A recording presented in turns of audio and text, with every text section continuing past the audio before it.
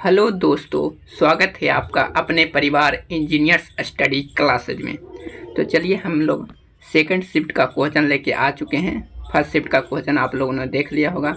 अब हम लोग सेकंड शिफ्ट DCCIL का एग्जामिनेशन का क्वेश्चन लेके आ चुके हैं, जो कि 23 अगस्त अभी जस्ट हुआ है। उसी का पेपर का एनालिसिस हम लोग लेके आ चुके हैं, जिसमें कौन कौन से प्रश्न पूछे गए थे GK GS में, सारी बातें हम लोग इसमें करेंगे। तो सबसे पहले आपको बता दें, यह पेपर जूनियर एग्जीक्यूटिव मैकेनिकल का है। किनका है? जूनियर एग्जीक्यूटिव मैकेनिकल का। जूनियर एग्जीक्यूटिव मैकेनिकल वालों का है, जो कि ITI वाले इस फॉर्म के लिए एलिजिबल्स हैं। तो पहले हम लोग डिफ़िकल्टी लेवल पेपर का देख लेते हैं, उसके बाद क्वेश्चन पे आएंगे डायरेक्ट। तो देखिए कैसे कैसे प्रश्न पूछ रहा है, जो आपको बताते हैं। जनरल नॉलेज में क्या, जनरल नॉलेज यानी GK में इजी प्रश्न आ रहे हैं, इजी टू मॉडरेट। साथ ही साथ मैथ यानी न्यूमेरिकल एबिलिटी में भी इजी टू मॉडरेट ही क्वेश्चन कह सकते हैं। रीजनिंग मॉडरेट था, लेकिन सभी बच्चे बना देते हैं, यानी इजी ही कह सकते हैं। जनरल साइंस भी इजी था, और ओवरऑल जो कह सकते हैं आज का पेपर अभी सेकंड शिफ्ट का इजी था, जिसमें से अलजेब्रा से 3 प्रश्न, डाटा इंटरप्रिटेशन से 5 प्रश्न, बार ग्राफ से 5 प्रश्न, मेंसुरेशन से 4, नंबर सिस्टम से 2, सिंप्लीफिकेशन से 2, त्रिकोणमिति से 2-3, मिसलेनियस 9 प्रश्न थे। तो ये सब टॉपिक आप लोग देख के जाइएगा नेक्स्ट एग्जाम जिनका है। चलिए हम लोग बात करते हैं नेक्स्ट क्वेश्चन जो आपका पूछा गया था, उस पर हम लोग डायरेक्ट आते हैं। पूछा गया था आपका, कावेरी नदी कहाँ से निकलती है? क्या बच्चों, जो आपका पूछा गया था प्रश्न, कावेरी नदी कहाँ से निकलती है? तो कावेरी नदी ब्रह्मगिरी पहाड़ियों से निकलती है। कावेरी नदी दक्षिण पश्चिम कर्नाटक राज्य, कहाँ? कर्नाटक राज्य। कुछ पॉइंट हम लोग लिखते चलेंगे, बाकी सब आपको बोलते हुए चलेंगे ताकि आप लोग अच्छे से सुनिए। कावेरी नदी दक्षिण पश्चिम कर्नाटक राज्य में पश्चिमी घाट के ब्रह्मगिरी पहाड़ियों पे से निकलता है, जो कि 765 किलोमीटर दक्षिण पश्चिम दिशा में कर्नाटक और तमिलनाडु राज्यों से होकर बहती है और पूर्वी घाटों में बड़ी श्रृंखला में गिरती है। कावेरी नदी 2 सहायक नदियां हेमवती और लक्ष्मण तीर्थ नदी से जुड़ती है। ब्रह्मगिरी पहाड़ियाँ महाराष्ट्र के पश्चिम घाट में एक पर्वत श्रृंखला है। तो यहाँ तक सभी को ओके होगा। और आज 1-2 दिन पहले आपका नर्मदा विवाद भी कुछ हुआ था, कावेरी जल विवाद भी, तो उस पर भी नेक्स्ट में देख लेंगे हम लोग। चलिए नेक्स्ट प्रश्न आपका पूछा गया था, जिस पे आते हैं डायरेक्ट। क्षेत्रफल की दृष्टि से सबसे बड़ा लोकसभा क्षेत्र कौन सी है? तो भारत में क्षेत्रफल की दृष्टि से लद्दाख सबसे बड़ा संसदीय निर्वाचन क्षेत्र है, जबकि लक्षद्वीप इस दृष्टि से सबसे छोटा चुनाव क्षेत्र है। दूसरा, भारत में सबसे बड़ा निर्वाचन क्षेत्र आंध्र प्रदेश का मलकागिरी लोकसभा निर्वाचन क्षेत्र है। यहाँ कुल 29,53,915 मतदाता हैं। नेक्स्ट प्रश्न पे चलते हैं हम लोग। नेक्स्ट प्रश्न आपसे पूछा गया था, निम्न में से एक लैंगिक पौधा कौन सा है? सबसे पहले कुछ और डिस्कस कर देते हैं हम यहाँ पे। जैसे यहाँ पर पूछे थे कावेरी नदी कहाँ से निकलती हैं, तो और सब जो नदियाँ हैं उसके बारे में देख ले, क्योंकि नेक्स्ट एग्जाम से उससे क्वेश्चन आपका बन सकते हैं। पूछे सिंधु नदी कहाँ से निकलती है, गंगा नदी कहाँ से निकलती है, तो सब आप लोग अपना अपना नोट कर लीजिएगा। चलिए यहाँ पर हम नोट करा देते हैं। गंगा नदी आपका गंगोत्री या हिमानी कह सकते हैं, हिमानी से निकलती है, उद्गम स्थल आपका हिमानी है। ब्रह्मपुत्र नदी मानसरोवर, ब्रह्मपुत्र कहाँ से निकलती है? मानसरोवर झील से, मानसरोवर झील से।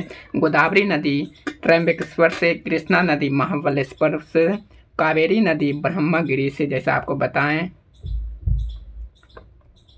और कुछ नदी आप लोग देख लीजिएगा। महानदी सिहावा पहाड़ी से निकलती है, कहाँ से? महानदी सिहावा पहाड़ी से निकलती है। चलिए नेक्स्ट हम लोग अब चलते हैं। क्षेत्रफल की दृष्टि से हो गया है। निम्न में से एक लैंगिक पौधा, तो एक लैंगिक पौधा मतलब इसका जो राइट ऑप्शन वहाँ पर शायद होगा पपीता, आप लोग को देखने को मिलेगा। एक लैंगिक पौधा कौन सा होता है? पपीता आपका होता है। नेक्स्ट प्रश्न पे चलते हैं। परमाणु संख्या 29 कौन सा ब्लॉक में आता है? चलिए इसको डिस्कस कर लेते हैं हम लोग पीरियोडिक टेबल के साथ में। जैसे आप लोग पीरियोडिक टेबल पढ़े होंगे, इधर वाले भाग को हम लोग एस ब्लॉक के अंतर्गत आता है आपका, ये आपका डी ब्लॉक के अंतर्गत आता है, पी ब्लॉक ये हो गया आपका, एफ ब्लॉक ये आपका। आप लोग ये अच्छे से अपना डिस्कस करके जाइएगा। तो पूछा 29, तो 29 किसका होता है? कॉपर का होता है। तो यहाँ से देख सकते हैं डी ब्लॉक में कॉपर, यानी 29 किसका? इसका राइट ऑप्शन क्या हो जाएगा? डी ब्लॉक आपका करेक्ट आंसर हो जाएगा बच्चों। यहाँ तक ओके। चलिए नेक्स्ट प्रश्न में। नेक्स्ट आपसे पूछा गया था लेंस क्षमता का एसआई मात्रक क्या है? तो क्या होता है बच्चों? कमेंट कीजिएगा। डायोप्टर। इसका राइट आंसर क्या हो जाएगा आपका? डायोप्टर। लेंस क्षमता का एसआई मात्रक क्या है? तो आपका डायोप्टर है। लेंस की क्षमता का एसआई मात्रक डायोप्टर होता है। इसे डी से दर्शाया जाता है। यदि फोकस दूरी एफ को मीटर में व्यक्त किया जाता है तब शक्ति को डायोप्टर में व्यक्त किया जाता है। एक डायोप्टर एक लेंस की संगति है जिसकी फोकल लंबाई 1 मीटर, यानी एक डायोप्टर बराबर 1 इनवर्स का मीटर होता है। उत्तल लेंस की शक्ति किस में होती है? उत्तल लेंस लिख लीजिएगा। उत्तल लेंस का आपका धनात्मक पॉजिटिव में होता है और अवतल लेंस का निगेटिव होता है। चलिए नेक्स्ट प्रश्न पे हम लोग चलते हैं। मॉन्टेग्यू चेम्सफोर्ड अधिनियम कब आया था? तो जैसा कि जानते हैं आप सभी, मॉन्टेग्यू चेम्सफोर्ड एक मार्लेमिंटो अधिनियम, तो ये सब आप लोग अच्छे से डिस्कस कर लीजिएगा। तो मॉन्टेग्यू चेम्सफोर्ड अधिनियम 1919 एक्ट के तहत आता है। कब? 1919 एक्ट के तहत आता है। 1919 के मॉन्टेग्यू चेम्सफोर्ड सुधार में 1919 का भारत सरकार अधिनियम इंग्लैंड की संसद द्वारा पारित किया गया था। इस अधिनियम को मॉन्टेग्यू चेम्सफोर्ड सुधार के नाम से जाना जाता है। मॉन्टेग्यू कौन थे आपका? मॉन्टेग्यू भारत के सचिव थे जो कि लंदन में बैठते थे, और चेम्सफोर्ड आपका भारत के वायसराय थे जो भारत में ही दिल्ली में बैठते थे। ये भी आप लोग ध्यान रखिएगा। एक मार्लेमिंटो होता है। मार्लेमिंटो कब? 1909 में। 1909 में क्या? मार्लेमिंटो। मार्ले कौन थे? भारत के सचिव थे, और मिंटो आपका भारत के वायसराय थे। यहाँ तक सभी को ठीक होगा। ओके। चलिए नेक्स्ट प्रश्न पे हम लोग चलते हैं। नेक्स्ट प्रश्न आपसे पूछा गया था गांधी इरविन समझौता कब हुआ था? तो बताइएगा जल्दी से आप लोग कमेंट बॉक्स में, गांधी इरविन समझौता कब हुआ था? तो गांधी इरविन समझौता का सही आंसर हो जाएगा आपका 5 मार्च 1931। कब हुआ था? 5 मार्च 1931। इरविन आपका क्या थे? भारत के वायसराय थे उस समय। गांधी इरविन समझौता पर 5 मार्च 1931 को महात्मा गांधी और वायसराय लॉर्ड इरविन ने हस्ताक्षर किए। इस समझौता में गांधी ब्रिटिश शासन के खिलाफ भारत में सविनय अभिज्ञ आंदोलन को समाप्त करने और दूसरे गोलमेज सम्मेलन में शामिल होने के लिए सहमत हुए थे। यहाँ तक सभी को ओके होगा। चलिए नेक्स्ट प्रश्न में हम लोग चलते हैं। गांधी इरविन समझौता कब आपका हुआ था? 5 मार्च 1931 को। चलिए नेक्स्ट प्रश्न पे हम लोग चलते हैं। आम का वैज्ञानिक नाम क्या है? तो क्या? मैग्नीफेरा इंडिका कहते हैं। आम का साइंटिफिक नेम क्या है? Mangifera indica. कुछ पॉइंट और यहाँ पे मैं बता देता हूँ किनका। मनुष्य का साइंटिफिक नेम क्या होता है? होमो सिम्पियंस। मेढक का राना टैगरीना। बिल्ली का फेलिस डोमेस्टिका। डॉग का यानी कुत्ता का कैनिस फैमिलिस। गाय का बोस इंडिकस। आप लोग ये सब देख के जाएगा, यहाँ से क्वेश्चन आपको देखने को मिल सकता है। मक्खी यानी हाउस फ्लाई का मस्का डोमेस्टिका। आम का मैग्नीफेरा इंडिका, जैसे यहाँ पे अभी बताएं। धान का ओरेजा सेटिवा। गेहूँ ट्रेक्टिम एसिटिव। मटर पिसम सेटिवम। ये सब आप लोग देख के जाइएगा। तो चलिए अब नेक्स्ट क्वेश्चन पे हम लोग चलते हैं। नेक्स्ट जो फर्स्ट शिफ्ट में भी ये क्वेश्चन आपका देखने को मिला था। DFCCL की स्थापना कब हुआ? तो DFCCL की स्थापना 30 अक्टूबर। कब? 30 अक्टूबर 2006 को। आपका कब हुआ DFCCL का स्थापना? 30 अक्टूबर 2006 को। कौन से एक्ट के तहत? 1956 एक्ट के तहत आपका किया गया था। जैसा कि सुबह भी इसको अच्छे से हम लोग डिस्कस किए थे, जो नहीं सुबह का वीडियो देखें वहाँ से भी देख सकते हैं, क्योंकि 2-3 प्रश्न आपको प्रीवियस रिपीटेड क्वेश्चन मिल गए हैं। देखिए, भारतीय रेलवे में कौन सा जोन सबसे बड़ा है? तो उत्तर रेलवे भारत में कवर किए गए किलोमीटर लगभग 6807 किलोमीटर है, जो कि सबसे बड़ा रेलवे जोन है। कौन सा रेलवे जोन? उत्तर रेलवे।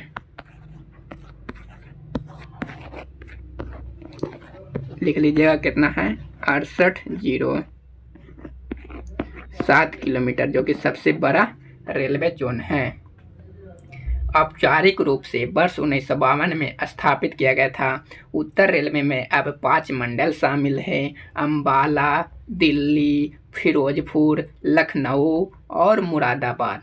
अब हम लोग डिस्कस कर लेते हैं जोन, जो कि आपका एक वीडियो भी दिए थे, उसका आई बटन पे लिंक होगा, वहाँ से भी आप लोग देख सकते हैं।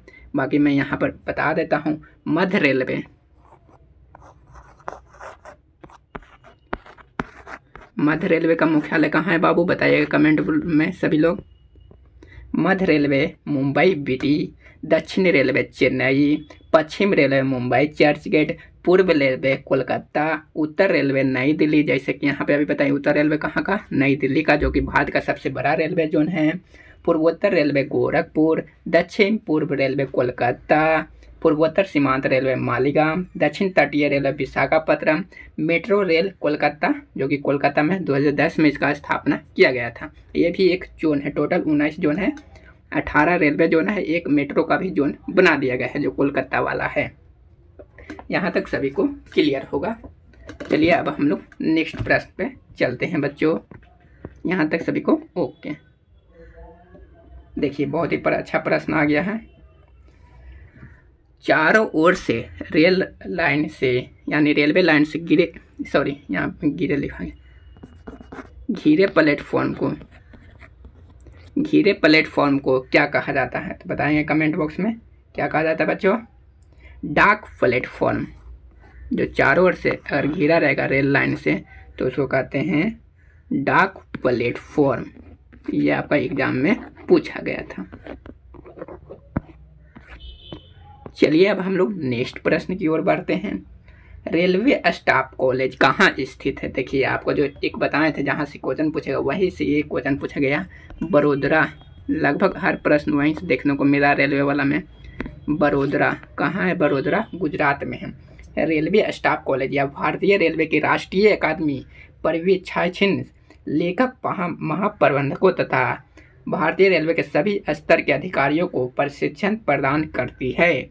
अकादमी को 1952 में प्रेमनगर देहरादून से बड़ोदरा में स्थानांतरित कर दिया गया था, जहां इसकी स्थापना 1930 में हुई थी। तो पूछे आपके रेलवे स्टाफ कॉलेज कहाँ है? तो बड़ोदरा में है। या पूछे आपसे भारतीय रेलवे की राष्ट्रीय अकादमी कहाँ है? बड़ोदरा गुजरात में है। यहाँ तक सभी को क्लियर होगा बच्चों। चलिए हम लोग नेक्स्ट प्रश्न पे चलते हैं। अम्लीय वर्षा का प्रमुख कारण निम्नलिखित में कौन सा है? तो अम्लीय वर्षा, एसिड रेन, प्राकृतिक रूप से अम्लीय होती है। इसका कारण यह है कि पृथ्वी के